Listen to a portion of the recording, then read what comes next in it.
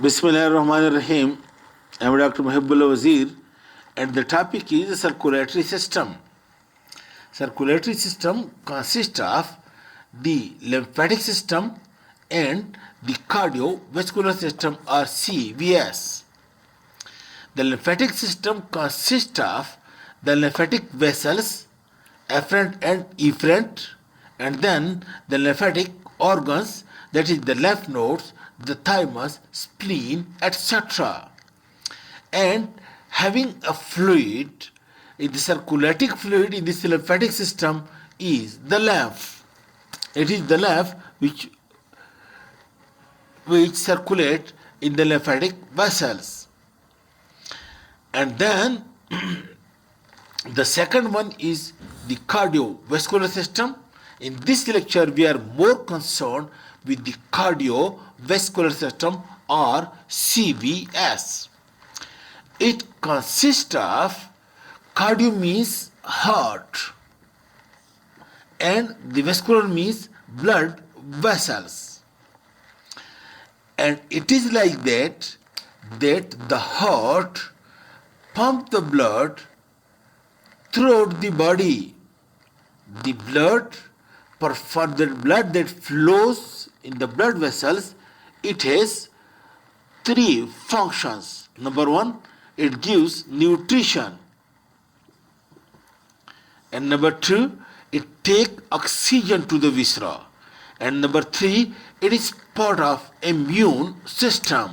In this way, the circulating blood in the cardiovascular system, it performs three functions, giving nutrition and oxygen to the blood vessels. And number three, it is part of immune system. Now to understand, now first look at this diagram. Look, this is the heart.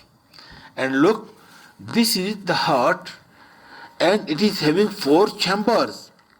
This is the right atrium, this is the right ventricle. This is the left atrium, this is the left ventricle.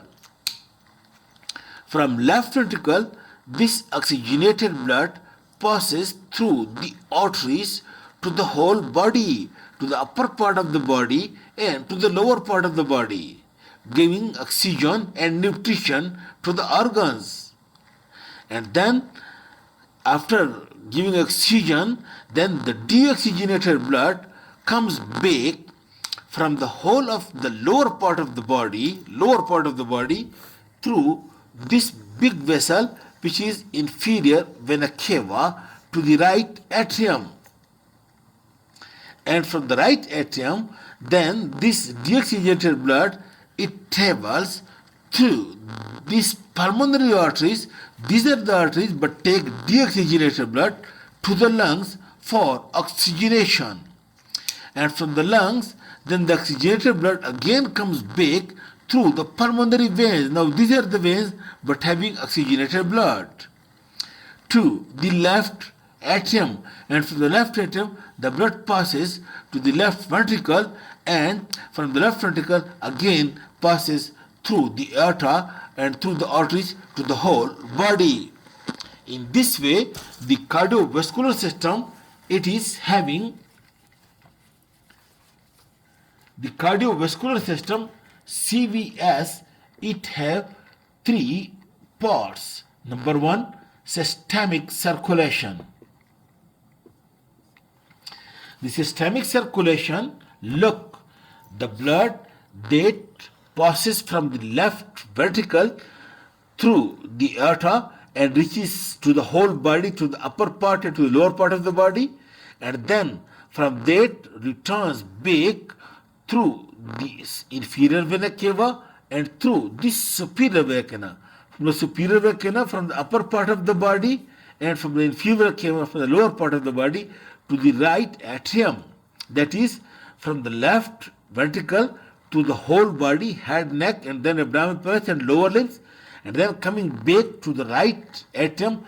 This whole system, this part is called as the systemic circulation.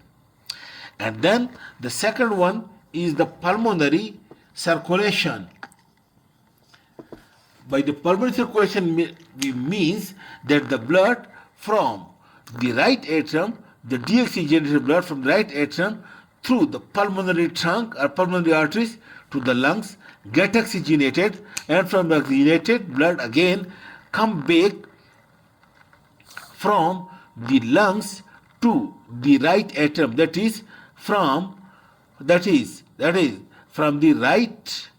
Then the oxygenated blood comes back through the pulmonary veins to the left atrium, from the left atrium again to the left ventricle. So from the right ventricle to the left atrium, this system including the lungs, this is called as pulmonary circulation. And then the third part is the portal circulation. Portal circulation is actually the part of systemic circulation, but with the difference. Note, let me say that is the intestine. From the intestine, there are capillaries. Arteries comes over here and divide into fine capillaries.